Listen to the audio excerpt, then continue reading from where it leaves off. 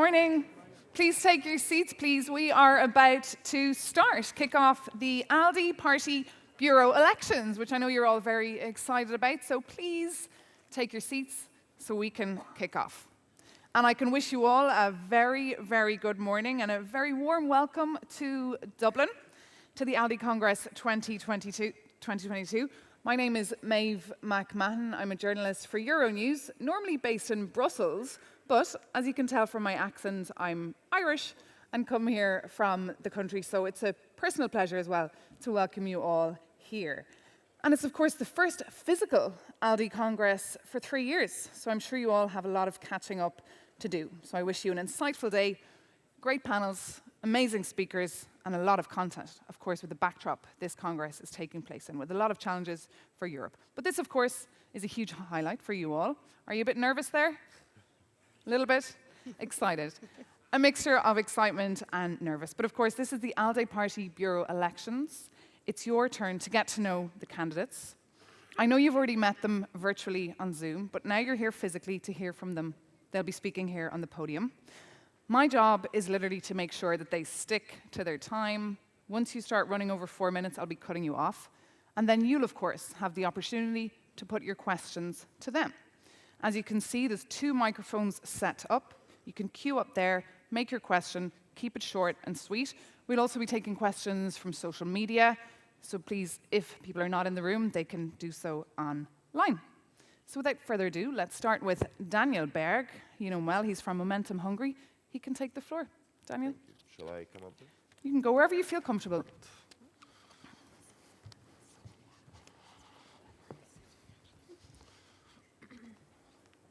Thank you. Good morning, folks. Welcome to the second day of the Congress. In the last 2 years, it's been my great honor and privilege to serve as your vice president. I hope we can continue our work together. I've had a chance to talk to many of you, but I'd like to highlight 3 main priorities that I would like to work on in the next 2-year term. Number 1, perhaps not surprising as a Hungarian, I think that we have to continue to be the most powerful opponents of authoritarians within the EU, particularly in a time when people like Orban and Kaczynski are actively supporting or tacitly supporting Putin and his war of aggression. I think we're often brought up in the criticism that we are reactive when we deal with the authoritarians, that they are the ones that are holding the cards. I think that's not the case. Just look at the work, the fine work that is being done by our group in issues like the rule of law. So I think that we have quite an opportunity to take this fight to the authoritarians. Second, a key priority, a very important one, is to ensure that we have a strong, united platform for the European campaign in 2024. I tend to believe that there's a wide spectrum of cooperation possible with Renaissance and EDP. We tend to simplify it as will they join us or will we join them? I think it's our responsibility as the largest force in this alliance to be the one to lead and to unite these actors to go for a strong and successful European Parliament campaign in 2024, where we can give the race to the Social Democrats and even maybe to the EPP. And third, and finally, an important priority is one, scouting new liberal talent in countries where we don't have a presence yet, and also supporting our member parties. As you know, we in ALDE Party have quite a few services available, from data to trainings to consultations. I think we can do a better job of marketing that, of making that available to our member parties, and making sure that you can win at the national level and the European level. So I would like to provide bespoke, tailored support to all of our member parties in the issue areas that are important to them. So I hope to have your support tomorrow, and I look forward to the debate. Good luck to my fellow candidates. Thank you very much. Thank you very much, Kusinem Daniel Berg from Momentum there in Hungary. Next up, ladies and gentlemen, I would like to introduce Sal Brinton from the Liberal Democrats in the United Kingdom. You have the floor. Thank you very much. One of my nightmares on stage is rucking up the carpet and then taking it with me, but I managed to avoid that one. And it is fantastic to be here in person. And I don't just mean myself, I mean to see so many friends. And thank you for the Zoom meetings, the Zoom hustings, and for the meetings in person. And I particularly want to thank those of you in sister parties who I have talked to about COVID over the last 2.5 years. We hope we don't have to go on talking about it. But one of the things I think we have achieved working across the world with Liberal parties is an understanding of good practice and following it. And it was a pleasure as health spokesperson in the House of Lords for the Liberal Democrats to be able to play a part in that. I too have 3 priorities, I think which politician doesn't. My first is recognising that whilst ALDE has always said that the future of Europe is absolutely vital to discuss, everything has changed. Not just in February with Putin's invasion of Ukraine, but also with COVID and with energy crises. And I think ALDE is in a really strong position because of our forward-thinking liberal ideas to be able to make the best of that and be ahead of the curve. And I would love to be able to continue to play a role in that. My second priority is about diversity. And it's a real pleasure to be able to see the Rainbow platform here today and to be able to sign the Dublin Convention on LGBTI rights for my party on behalf of Ed Davey, who can't be here. I think what we have done as ALDE over the last 7 or 8 years with increasing the support and advancement of women has been absolutely amazing.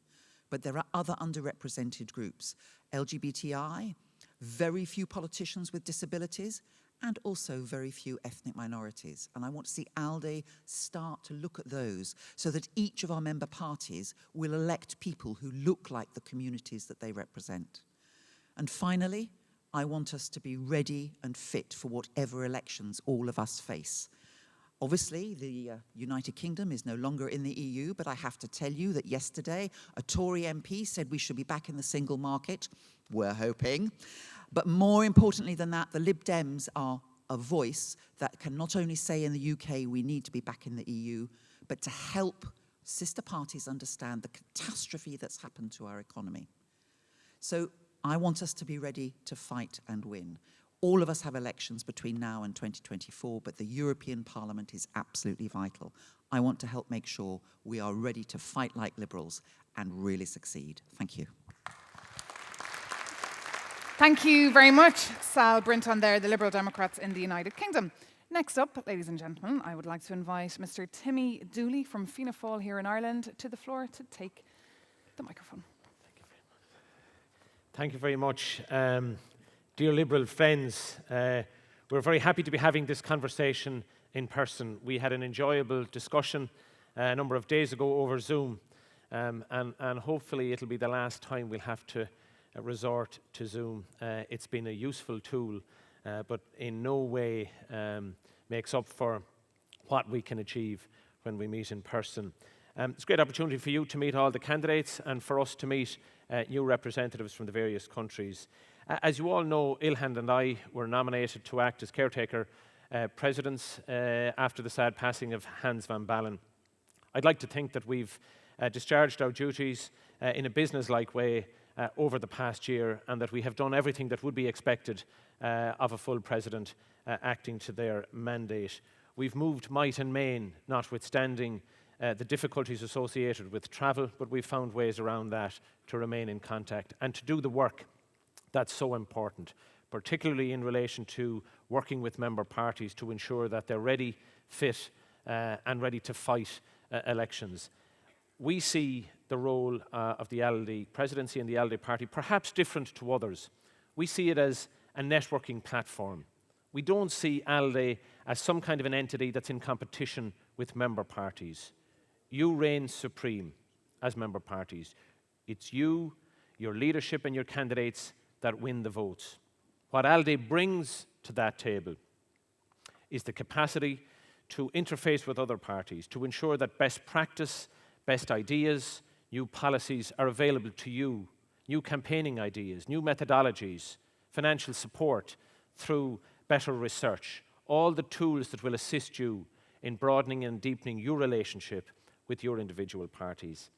We really believe in that approach, and we're asking for your support to continue that work and develop that platform to be truly important in winning elections as we face together the challenges associated with fighting the next European elections. But we're not just focusing on that part.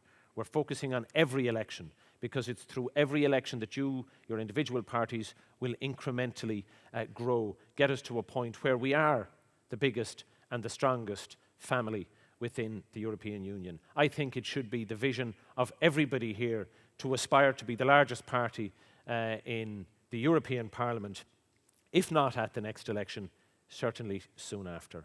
With your continued support, we can assist with the development of that agenda.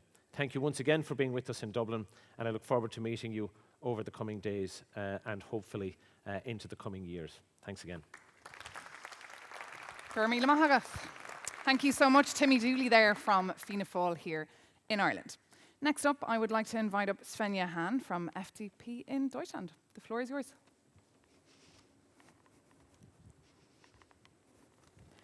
Thank you, everyone, for taking the time for joining us this morning. My name is Svenja Hahn. I'm a member of the European Parliament from the FDP, Germany. And I'm asking for your support to be one of the next vice presidents of ALDE. To me, the ALDE party is the place where I have grown as a politician. I've been around for almost 8 years, which is a lot when you're 32 years old. For me, it's the place where I have made many friends and where I've got to experience the diversity of Europe. Especially when I was a president of LIMEC, of our European Liberal Youth, I had the opportunity to really experience what Europe is about. I was in rural Ireland campaigning with our Polish friends for abortion or for press freedom on Malta. The ALDE really is a great place, and I think every one of you that is here today knows that. But I do believe we can make it better. We can strengthen our party, we can strengthen our outreach, and I think in times like this, we need to work on future-proofing our party. Because in times where the biggest clash that we're seeing is the question of democracy versus autocracy, that we have seen for many years in many policy areas, from trade to digital, and which is now brutally unfolding in the war that is Russia's war against Ukraine, as a battlefield that Europe is today. We need to question everything that we took for granted. And we need to work on that the liberal answers we're giving are the answers that are future-proofing Europe for tomorrow. Because this is what is at stake. It's about our democracy, it's about our freedom, and it's about giving the liberal shape for the future. And for that, we need to work on boosting our message, because I want us to win the 2024 elections, to win this together, because we are all in this together, every single of our parties. And I know that from my experience, when FDP was not in their best shape, it was our European friends that helped us back up. And we are here to help everyone from our success. And this is how ALDE works. We grow together, we win together. And this must be our goal. United in diversity, this is not only the motto of the European Union, but this is what liberals believe in their heart. We're diverse, but we will be the force that will shape the future of Europe. And I ask for your support to help ALDE be the important player in that. Thank you so much. And thank you so much. Thank you so much, Svenja Hahn there from FDP Germany. And I must commend all the candidates for sticking to the time, which gives lots more time for you to ask your questions. But first now, I would like to invite Ilan Chukchuk from MRF Bulgaria up to the floor. Excuse me for mispronouncing your name there. Well, absolutely great pronunciation. Thank you so much. And I tried. I could only repeat what Svenja said. We have to make ALDE party the most important political party in our family, in European institutions, because we are already winning battles. We're winning battles in European Council. We've been winning battles in European Parliament. And together with our friends, members of the European Parliament, from March, from EDP, we've been working hard day and night to bring the unity within the family, but also to work hard and to put the liberal agenda as one of our priorities. So certainly we have a long way to go, and don't expect me to say anything different than Timmy, because we are a team and we are working together and been working together for the last 12 months to serve you as a co-president. But let me first put some priorities where we want to focus during our mandate. I would start by saying that we have to make ALDE the most modern and efficient political party. The most modern and efficient because we have to learn from the good experience of our well-established political forces, but also we have to learn from our grassroots political parties, starting and building the successful startups. We have many of them. We have to share experience and bring the family to the next stage. Secondly, we must increase the support of national parties because the elections are, at the end of the day, national, and they need our support when it comes to data, when it comes to social media exchanges, but also when it comes to ideas how we can bring liberalism and how we can send the messages across their countries. And elections, when it comes to 2044, are crucial because they will make the difference between us, the liberals, and the conservative and socialists. You saw the Congress a couple of days in Rotterdam. EPP is declining force. They're not going to win these elections. The socialists are not going to win more seats than they did in 2019. We are the liberals, are the driving force, because we have the ideas, we have the ambitions, but also we are a family. We come together, we discuss, we debate, but then the unity is here, is in this room. And thirdly, certainly we have to change something, but change is about knowledge, is about dedication, about your willingness to do things better. We have to change how we communicate, internally and externally. We have to reorganize the portfolios in our bureau. We have to have people responsible for different tasks and for different geographical area. These are important priorities. Thank you for supporting my candidacy starting from 2015 in Budapest, in 2017, 2019, as a vice president of ALDE party. I was humbled to serve as one of vice presidents for ALDE party. For that, I always was very much spoken out, and I will continue doing so. So I count on your support and looking forward to have a good exchange, but also looking forward for great unity, because liberals must fight and we will fight for a better future in our continent. Thank you. Thank you so much, Ilan Chuchuk there. Thank you so much for that from MRF, Bulgaria. And moving from Bulgaria to Ukraine, I would like to now extend a very warm welcome to Kira Rudik from Olus Ukraine. The floor now is yours. Hello, everybody. I'm Kira Rudik, member of Ukrainian Parliament and leader of the Liberal Party, Holus. I'm running to become a vice president of ALDE Liberal family. Today is day 100 of my people's fight for the freedom and liberty and democratic values. And the whole world is watching this fight. But I would like you to vote for me not because Ukraine is at war, but because it's a brave and progressive country that has so much to offer to the world. During my whole career, I have dedicated my life to supporting and inspiring women, making sure that there is no such thing as a glass ceiling anymore. Equality is one of the main liberal values for me. Before becoming a politician, I was running an IT company.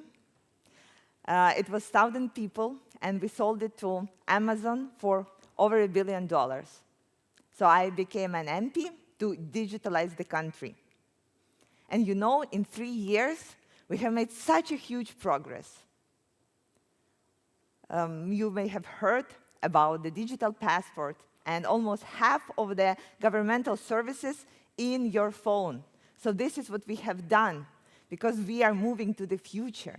And this is what I want to bring to the plate in ALDE: digitalization, working on equality, and of course, helping and supporting countries that aim to become EU members, but are not there yet. Becoming part of European Union is written in Ukrainian constitution. So, of course, I will be working on that. But not only on that, but making sure that every single party that is not a EU member will have its voice heard, because I know for sure the feeling of importance of your word heard. bravery, equality, and innovation. These are the three things I would like you to remember about me. And of course, glory to Ukraine. Thank you. Thank you very much, Kira Rudik there from... Thank you so much, Kira. Kira Rudik from Wolos, Ukraine. Thank you so much for that. And now I'd like to invite up Anna Sturge from NEOS in Österreich. Welcome, willkommen. Thank you. Well, thank you so much for the opportunity of introducing myself and hopefully explain to you why I'm here today. So I grew up in a very noisy household, and to anyone who was in this room yesterday, that will already tell you why I feel at home here in this liberal family. But my house was very noisy because my parents, from a very early age onwards, they taught me and my sister to speak up and make ourselves heard. So when I was about 18 and I realized the scope of corruption in my country, the extent of the state-centeredness of our politics, it was clear to me that I didn't just want to sit around and complain. I wanted to get up, do something, and make myself heard. So when I found out there was a party that was dedicated to just that, I quickly became active in NEOS, and then became a volunteer, worked as a campaign assistant, a campaign manager. I've been on the board of NEOS and UNOS, our youth organization, and am now the president of the latter. Through my engagement in NEOS, I also very quickly got to know our international liberal family and ALDE. And I saw what ALDE was already doing, but I also saw opportunity and potential that was yet to be tapped. So I'm here 10 years later, again, not willing to just sit around and complain, but stand up and do something about it and make myself and my ideas heard. Because I believe that ALDE is already doing great things, but there's still so many things to do. We all, as member organizations, and actually, Timmy, you've touched on this, we should feel ownership over ALDE, but we can only do that if we know what's actually going on. So we need to work on our transparency and our accountability. One of those steps can be, like Ilan said, providing each VP with individual responsibilities, because then we actually know who to go to if we have a problem or a need or feedback to attach. But also transparency. Firstly, with regards to what is actually happening, regular reports on what the Bureau is working on, what they are doing, and a possibility for us to monitor what projects are actually being focused on and where they are in their path. But also financial transparency, because it's great that we see through our auditor's report that everything is being done according to the law, but I think we need more. I think we as member organizations need to know where the money is actually going and see which project has what budget and what is funded with what. Secondly, I think we need to do exactly what it says on the tin. We need to be an alliance of parties. And what I mean by that is that as liberals, we are used to cooperate. And ALDE has a unique opportunity of providing us with the opportunity of engaging with each other meaningfully and providing a platform for us to learn from each other, both based on our experience and our best practices, both organizational and policy-wise. Those are only a few steps that we need to take, but I think they are fundamental if we want to build a foundation that we can build on over the next few years. Because if we want the future of Europe to be liberal, then we need to step up our game, and we need to make sure that we make our ideas heard. Thank you so much for your attention.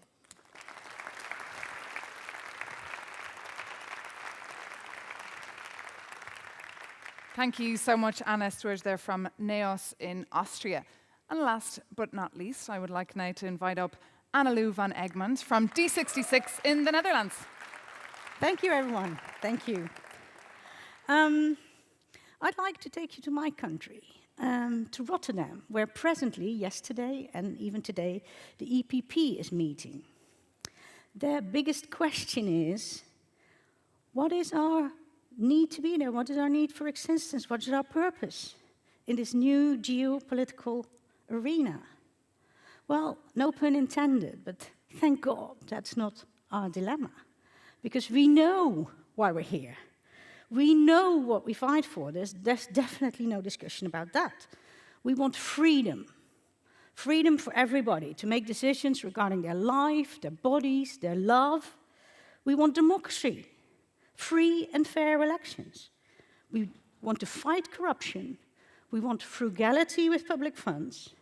And in order to achieve that, we want rule of law everywhere. That is the instrument. That's what we need. And when we have rule of law like that, and this is non-negotiable, there will be this important internal market. I love the internal market. You know, I'm from the Netherlands. What do you think? But it is not a means to get to the rule of law. It's the other way around. Now, how do we get there? Actually, it's quite simple. What we need is the biggest liberal footprint in European politics possible. Now, how do we get there? By getting as much politicians as possible. Now, I think many of our member parties know how to be a politician, but in order to be a politician, you have to get elected first. And not just get yourself elected in the European Parliament. I mean, that is important, but I want people sitting on local boards, regional boards, national boards, on water boards, which we have in the Netherlands. You know, anywhere we need liberal bums on seats. I mean, it's that simple. And how do we get ourselves elected? That is something that ALDE can be a great support with. And I'm not going to tell you what I mean to do when I'm going to be a vice president. I'm just going to tell you I need to continue what I've been doing all along, and that is help member parties prepare for those elections. I have traveled to all the corners of Europe, and I say Europe, not the EU, because I've gone far beyond that. And I think that, you know, we're a bit Brussels-orientated, and I can see why that is. But all these countries in member states that we up till now thought were on the fringes of Europe are at the heart of the conflict. And they are going to fight that fight for us. And we need to help them. And I want to help them. If there's anything you need to know about winning an election, vote for me. Thank you.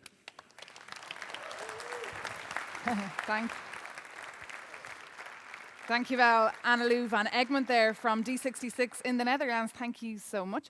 Thank you for listening, and thanks to those as well who are watching the live stream and for your questions. I'm going to take one from social media and then bring in the floor. So the first question from social media for the candidates for the co-presidency and the vice presidency. This question coming from a viewer from YouTube. What will be the main messages that you would like to highlight on the campaign towards the 2024 European elections? So we could start perhaps with Timmy's raising his hand. I'm having a difficulty hearing you, sorry. There's a feedback Echo. of sound here. So the first question from social media today coming in from our online audience is, what will be the main messages that you would like to highlight on the campaign towards the European elections taking place in 2024? That is the first question. If I'm understanding it correctly, the question is what will be the main messages that we would, okay. I mean, the most important message is that liberal values are to the core of our campaign and that our member parties have signed up to those and that they will be to the fore in terms of driving our campaign and winning the election. To ensure that we hold that centre ground, that we're not to the extremes on the right and the left, that populist approach that has delivered so badly for the countries that have followed. Our main message will be to look to the countries who have remained steadfast about centrist liberal policies, how they have managed to deal with the challenges of the good times and the bad, but they have seen their way through. So that really has to be our message as we strive towards the next election. Okay, and another brief answer, Ilan? Well, I think we have to follow up a bit what was said by the citizens in the process of consultation with them. And here I would like to take those 49 recommendations coming from the Conference on the Future of Europe. It was not only a listening exercise, and at a certain point I do believe that we have to implement what was the message coming from them. And if we go back to 2019, a citizen was saying to us, we like the European project, but we don't like the way of functioning the project. We love Europe, but we want to see less bureaucracy. We have to get rid of the unanimity rule. We have to make European Union more efficient. And I think that is the biggest task ahead of us. Having the big number of prime ministers in the council aiming to have more members of the national parliament, but also having united and strong ALDE party, we can achieve that. Same question to Svenja Hahn from Germany. How will you be connecting with people? What would be your message? Well, let me say, I think the Liberal message is very well on the content. I mean, we're the only party where you get the whole package of creating a good economy that creates opportunities for people and fighting for liberal values and citizens' rights. But we often fall for the trap of, coming with logical arguments and only trying to reach people's brains. But we only need to work on touching people's hearts. So I think we need to work on the shape of our message. Over to Hungary, Daniel Berg. Yes, well, as I said in my introduction, I would like to focus on taking the fight to the authoritarians. As the most pro-European party, I think it's our responsibility not only to say that there will be no tolerance for those that try to weaken the EU from the inside, but also to offer a strong and viable alternative to them. Okay, and Anna? I couldn't agree more with what you said, Svenja. If it was up to me, then it would be a message of opportunity and of hope, and a message of growth and development. But actually, it won't be up to me. No matter whether you vote for me or not, it will be up to this entire room what our message is actually going to be in the 2024 election. Anna-Lou? Well, I agree with what Ilhan said, that we have to listen to the outcome of the results of the conference on the future of Europe, and people are very clear what they want. There's a whole list of things, and on a meta level, we have an important message, but I think we should make it a lot more concrete. And one of the things we should fight for, because this is what everybody wants, is to get to a system where much more decisions are taken with a regular majority and get rid of the veto. That is what everybody is asking for. Get rid of the veto. Sal Brinton, would you like to make a comment? Yes, thank you. Thank you very much. Sorry, I'm on now. You're on, yeah. Yes, I mean, I just think we're all in violent agreement with each other. I mean, the core issues are not a surprise to any of us. I think from my perspective, the really important thing that we need to do is to fight populism. We are seeing the rights of individuals attacked in far too many countries across Europe, not just the European Union. And we are uniquely placed as a liberal party to be able to speak up for those people, to support them, because it is incredibly difficult if you are one of those minorities being attacked when others stand by silently. ALDE should not stand by silently. Would you say something? Kira? I think for 2024, we will have to first realize how the world would look like at that moment and relate our message to what would happen then. First of all, that would be obviously a message of unity, because I believe the changes that are happening right now call for more and more unity. Second would be a matter of thinking strategically and fighting the issues in advance. Because what we have faced right now, and this actually has impact on every single European citizen, the raising energy bills, the security issues, and potentially food storage crisis. That is all the lack of strategic thinking forward. So at that point, in 2024, we will have to be able to address why these issues happened and what can we do not to make them happen again. Thank you so much to Kira, and thank you to you all for that. I do have another couple of questions from the online audience, thank you. But now, let's bring in our audience. Could you please introduce your name, where you're from, then do your question. We'll take your question as well, and then we'll take brief answers from you all. Okay, so I'm Georgi Vashadze from Georgia, Strategy Builder political party. As you know, several months ago, Ukraine, Georgia, and Moldova has submitted application for the candidacy status. So question is, what is your opinion about that? I think next month there will be the decision from European Union side. So for our countries, this is really historic opportunity, especially when there is Russia's aggression in Ukraine. So of course, we are interested Like, I do understand what will be the Kira's position, of course. But, Okay. Why are you robbing me of the opportunity to I think tell your you question that? is very clear. yeah. Perfect. Thank you so much for your question. So yeah, so what is your position with regard to that? Thank you. And that will, of course, be a big talking point at the EU summit on the 23rd and the 24th in Brussels. We'll take one more question and then we'll bring in the candidates. My name is Rudi Rentschler. Some of you know me for short, Rudi. And the question is as follows. Candidate, could you imagine to go in the election united with one name and with one program as we did in '79 with good results? And would you be ready to make an effort in this direction as far as you can? Thank you so much for your question, Rudy. Okay, who would like to start? Kira, go for it. Okay, well, my answer is obvious. I understand from the within, when you live for years and years with this aim of your people to get into European Union, how important, how historically critical this decision would be. And this is not only the matter of aim, this is a matter of rules. When you see that there is organization, there are rules, and you are playing by them, and you are fulfilling everything on the list, and then you say, well, now let us in. We are doing everything possible and impossible to have this clear path, and it needs to be fulfilled.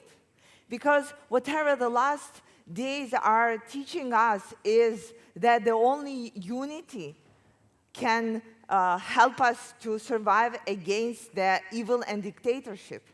That expansion and staying strong together is the only way for us to move forward. This is why, of course, I'm in strong support for these applications to European Union, and I wish from the bottom of my heart luck to your country, Georgi, same as to mine.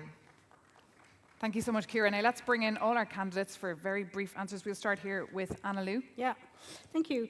I think we should be proud that so many countries and so many member parties would want to join us, because our European values are not ours alone. And I think we should be much more welcoming. Technically, I would be willing to look into the suggestion, for instance, that Macron did, to have some sort of system where it's not just either you're in or you're out. But our problem is right now, the European has no front door, and we have no back door either. It's impossible to get in, but it's even more difficult to get out, as the UK has proven. But the only way to get out is if you want it yourself, but we have no instruments to say to countries, you have outstayed your welcome.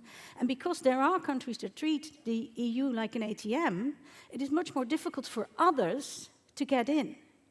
So let's make it not a fortress, but make it like a harmonica. Sometimes you're in and sometimes you're out. We need to be a much more flexible group of people who all hold the same European values.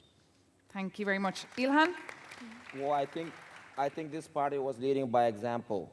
We had a tremendous cooperation during the Ukrainian crisis, and thank you to my Ukrainian friends for being with us, but also I would like to tell you once more that ALDE party will continue supporting you.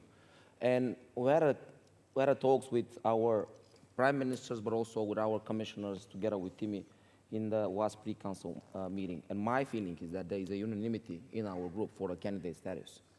And we should have lessons learned from our European integration process. We should never promise something if we are not able to deliver. I think it's time for us, Europeans, to make another step forward and to deliver the candidate status for Ukraine, but also to give a steady pathway on European and Euro-Atlantic values for the countries like Georgia. And we are happy to work together with you, Georgia. Okay, thank you so much. Okay, we're going to bring in, we've lots of questions, so if we're going to start on this side, the gentleman there. Hello, Keith Melton. I'm chair of the Green Liberal Democrats. I was the founding chair of the Green Liberal Democrats in 1988 when the two parties merged in the UK. The Green Liberal Democrats are the environmental conscience of the Liberal Democrats in the UK, and I've been particularly disturbed not to hear anything about the environment from any of you on the stage, and I think it may be time for us to be the environmental conscience of ALDE. Can you tell us what you want to do in terms of the environment and face the two existential threats of climate change and biodiversity loss? Perfect. Thank you so much. Question on climate change. We'll take the gentleman behind you. Romain Bayat, my name from the Swiss Green Liberals.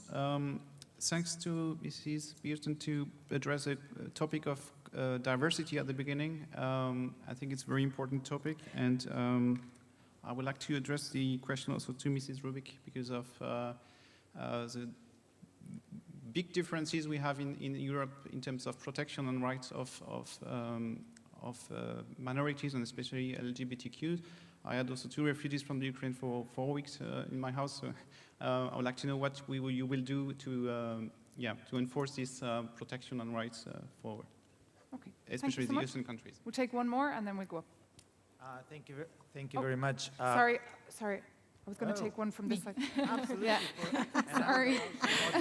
No worries. Ines Holziger from LIMEC. So as you know, it's the European Year of Youth. And I was wondering what you think, how this can be more than just a PR stunt, and next year we have a different topic, but to really make youth participation in decision-making more sustainable. Okay. And that's a great for question, all of our future. and that's a question that's popping up as well online from our online audience, so thank you very much for bringing that up. So shall we start with, you'd like to take it? Yeah. Sorry, go no, After please. you. No, please. I was going to go back and forth. First, on the climate question, I think it's actually a twofold question because it's a policy question, and I think as much as we have to lobby on the European level, I think we also all know that it is very important that we lobby on the national level, and we actually are in government in many countries, and I think we need to learn from each other, from best practice, because like you said, it's absurd that the Liberals aren't the climate faction, because we are the faction for innovation and for development. And so naturally, we are also the faction for climate. But we need to make sure that everyone out there knows that, and we need to do that by sharing our expertise and best practices. But we also need to work on ourselves. We need to make sure that we are authentic in saying that. We need to look at our own organizations, on our own parties, and see that we ourselves act in a positive manner towards the climate. And very briefly on the Year of Youth question, I feel that very much, because I think there's really a threat of saying, this has been the Year of the Youth, and that is it. We've done that. We've talked about this. So I think on a policy level, if we look at the issues that we are dealing with right now, they actually affect the young the most. If you look at issues of mental health, of the war, etc., it's the young generations, the next generations, that will be dealing with it. So I think we have to focus on those generations in every single thing we do. And with regards to PR stunt and having people have a say, I think, again, we can start with ourselves. And we, as ALDE, we have a youth organization. I mean, Ines, I don't have to tell you. But it's about making sure that you guys also have a say. I think youth organizations have the responsibility to be annoying and to tell the other organizations what to do. Okay, I do that in my own. I'm so. going to be really annoying now Yeah. and stop you. No, that's fine. I'm physically a little bit far away from you all to stop you, but I'm really going to ask you to keep your answers really, really tight. We've got another 12 minutes, but we have a lot more questions, Okay, and so we want to hear a lot of voices. We want to give you all the floor. So Timmy Dooley. Yeah, I'll be very brief. Just on the climate change question, I'll handle that. We've established 3 policy committees within the Bureau, or managed by the Bureau, one of which is on climate change, and it's going to be made up, one of the sessions we'll be meeting here tomorrow, it's made up of experts and politicians from across our member parties. I spoke in a general way about how we're going to inculcate that back to the member parties, and yes, that's happening. And you'll note that one of the key high-level panel debates this afternoon is powering Europe into the future towards a sustainable, secure and independent system. We've got a lot of green tech companies participating in that, so it is and will be a central focus of our manifesto. Daniel, and then I'll bring in Kira. Thank you. Well, on the question of youth, we have an amazing secret weapon. It's called LIMEC. I was just in Prague with Ilhan for the LIMEC Congress. It was really inspiring to see these young leaders come together. Their policy debates even put some of our policy debates to shame. So I think we need to support LIMEC as a vehicle for youth engagement. and we need to find the new, fresh talents of the next generation. And to the gentleman on environmental issues, I think we've done quite a good job in the European Parliament on leading on the Green Deal. Just look at the work of our Slovak colleague Martin Hojsik, look at our friend Pascal Canfin. I think we can still push the envelope just like we did with the Green Deal so that we get more ambitious climate goals in the European Union. Okay, Kira, very briefly. Okay, so I think right now when European countries are giving up on Russian energy resources, it's a fantastic opportunity to think about the environment and make the necessary changes. We should not miss that. This is my biggest threat, that we right now, switching from one to another, will miss this opportunity. So we will be working, making sure that that would not happen. On terms of diversity, I was one of the first Ukrainian politicians attending Pride Parade in Kiev. I can tell you we paid the price, but the stance that party holders and myself have on the diversity, on their rights, and on civil partnership legislation that we put together and submitted to Ukrainian parliament are pretty much very strong. And quickly on the youth point, well, we are one of the youngest parties in Ukrainian parliament with an average age of 27. So I do believe we cover this point just by existence. Thank you so much. So I'll bring in Sal Brinton and then Ilhan. Sal? Thank you very much. And I think for me, this is not just about ALDE's responsibilities. We've got a meeting later, and you will have noticed that ALDE has thought about this Congress and making sure there is less that we need to throw away at the end of it, physical things. But I think that each of us has an individual responsibility to live our values. I think I would want to link all three issues by saying we only hold this planet, this Europe, in trust for the next generation. On climate change, the young know exactly where we are not doing things right. We know what needs to be done. Are we making sure our countries do it? Mine is not. On protection of rights, we have to stand alongside our colleagues, particularly LGBTI ones. Money is coming in from the far right in America to reduce those rights. There are groups working across Europe to try and out that. We have to go on with that and support them in ALDE. And finally, on LIMEC. LIMEC have always been exceptional. We need to make sure that they are at the table at everything that ALDE does, both here and in their member parties back at home. Okay, thank you. Svenja? A lot of questions were covered, answers were covered, and I would like to add only the part related to WIMEC, because European Youth, Year of Youth is very important, and we want to see WIMEC playing a crucial role. They sit at our bureau, but also during our leaders meeting, we invited the WIMEC president, and that will continue. The WIMEC president will sit only, not in our bureau, but also in our leaders meeting, and that's a step further. But I'm not in favor of doing politics for the youth. I'm in favor of doing politics with the youth, so ALDE Party will continue doing that. Svenja? Thank you very much for those questions. On climate change, we liberals believe in taking over responsibility. Freedom comes with responsibility, and responsibility means ensuring that there is a habitable planet for future generations. I heard it's brilliant that we're working on policy group, because I think this is something we need to strengthen. Unfortunately, you saw it yesterday, the policy work fell short. I think this is something we need to strengthen in the future. And one serious aspect is climate change on youth. Well, you know, as a former president of LIMEC, I've always been a youth advocate. And the second Ursula von der Leyen was saying, oh, next year is going to be the year of youth in the plenary, I was sending out a tweet and I'm like, oh yeah, tell me. Because I was already smelling a PR stunt from her, and it is so. They did not put a decent budget behind it. But you know, it's liberals again making it happen. Our group, Renew Europe, is really much supporting the MEPs to promote the Year of the Youth. LIMEC is doing a great job on that. When we need to ensure that we raise this awareness that we have with this claim of Year of the Youth to really ensure that, you know, every year will be a Year of the Youth. Okay, thank you so much, Svenja. Annalou, did you comment? Well, I would almost have said that last year was the Year of the Youth. If you see the imprint that the young people have had on the Conference on the Future of Europe, I thought that that was really impressive, and it just goes to show that, as you say, you know, the younger people are always there to sort of get us into second gear or even third gear and think out of the box, and I think they really did that. So I would highly recommend that if we just implement all the results of the Conference on the Future of Europe, I think next year is going to be the year of the youth as well. Well, implementation, always the challenge, of course. Thank you so much to you all for that. Not an easy task, right, to summarize it all down in such short time, but that's as well how you catch the imagination of the voters when you're out on the streets. So now, you've been very patient, all of you, so thank you very much for introducing yourself and your question. May Charlotte ask first, ladies first. That's Being very polite.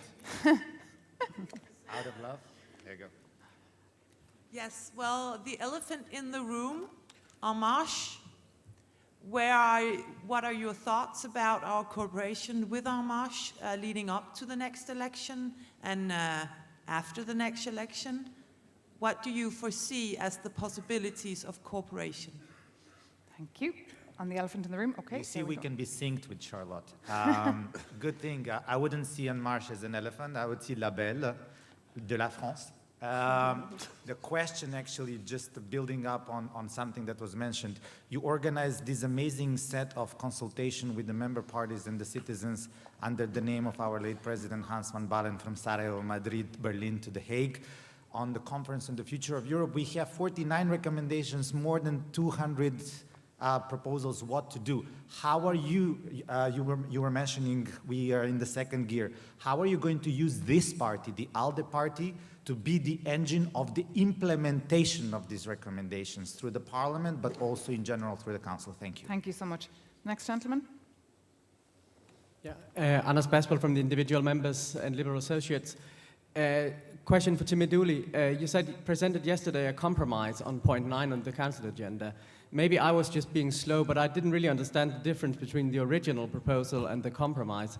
So especially in the next year when we both have Friends of ALDE and Individual Members and Liberal Associates, will you make sure to treat it in such a way so that Congress in 2023 has a real choice whether to take away our voting rights and membership or not? So it's a real fair decision at that time where the Congress can take its decision as it wants.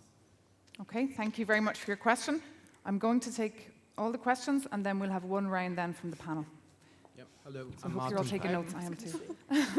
Go ahead. Hello, I'm Martin from Prague.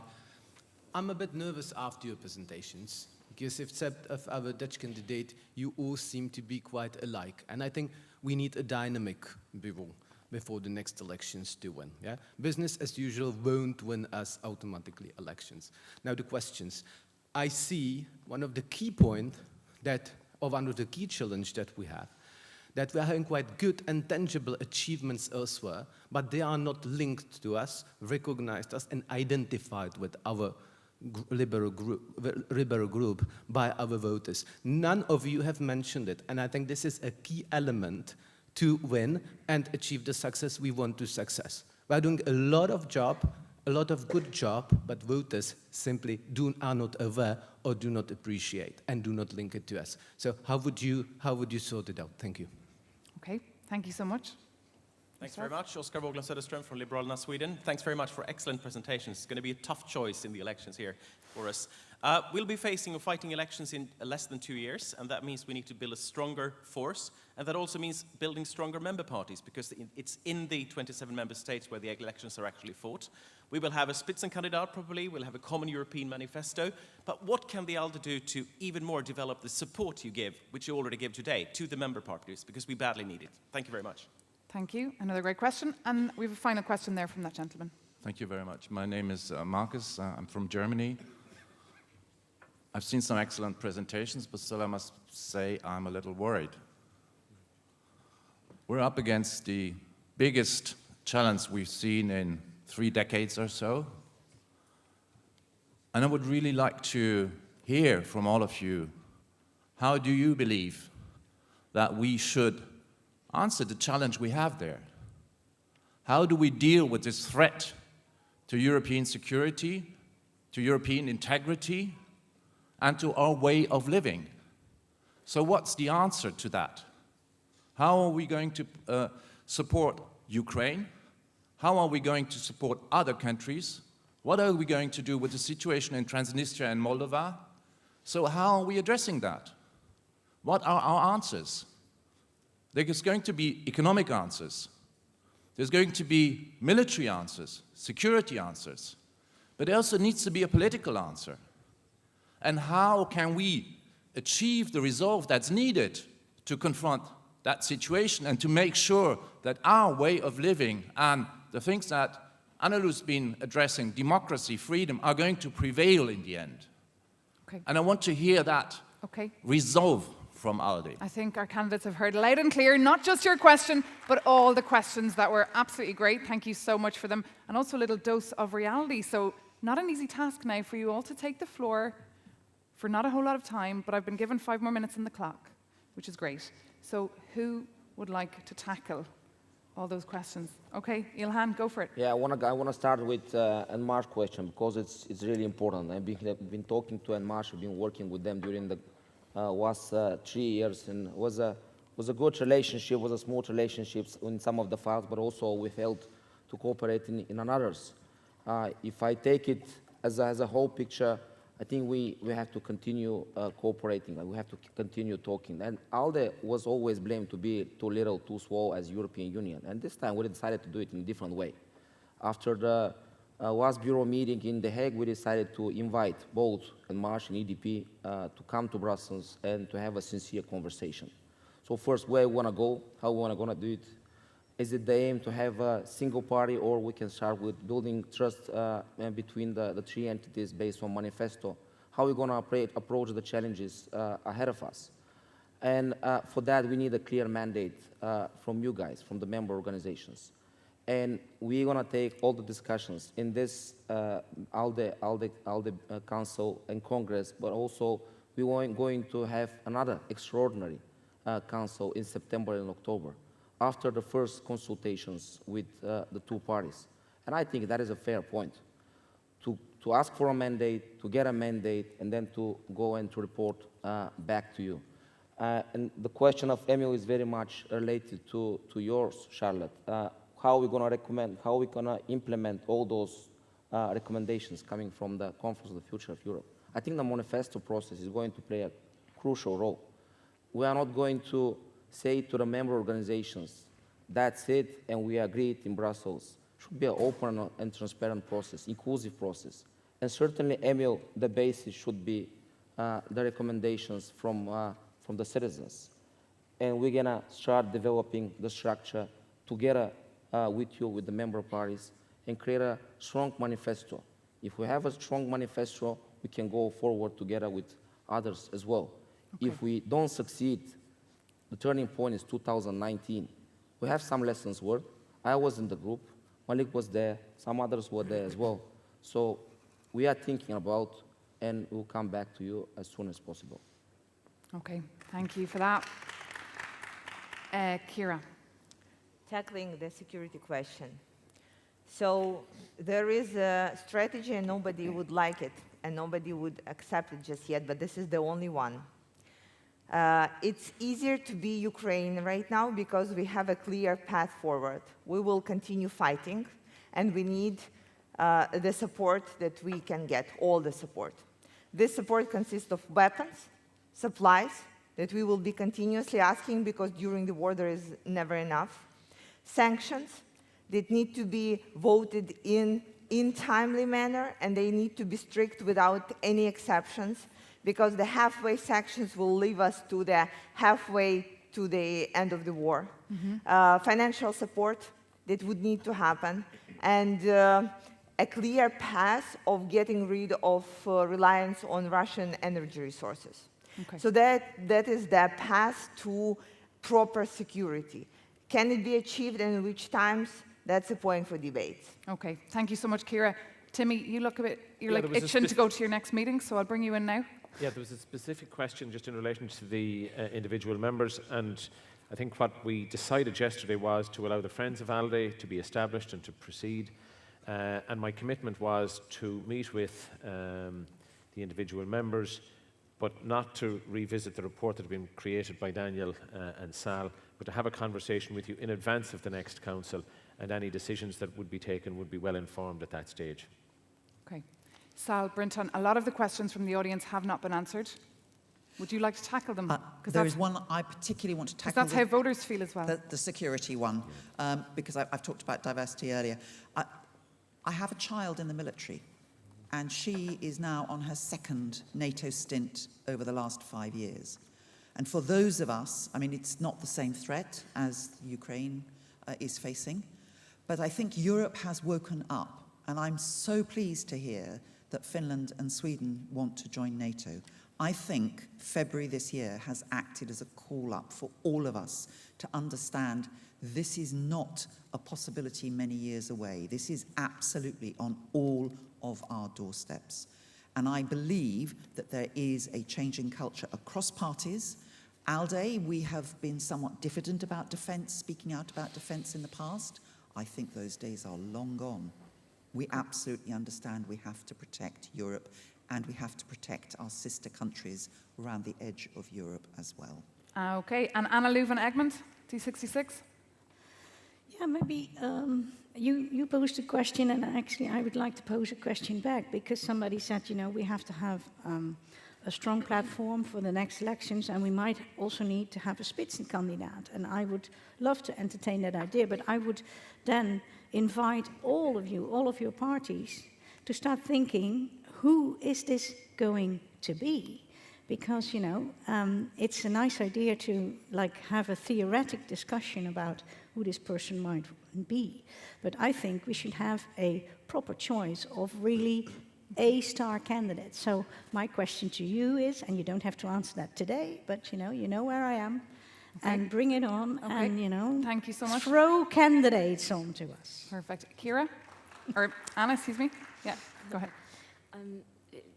Difficult to answer all the questions, but for example, when it comes to Renew, I think we all know that it is important to all of us that any debate, any discussion is going to be held on an equal footing. We need to look eye to eye and make sure that any decision made will be openly discussed and in a transparent matter. But let me be quite frank from also a member organization perspective.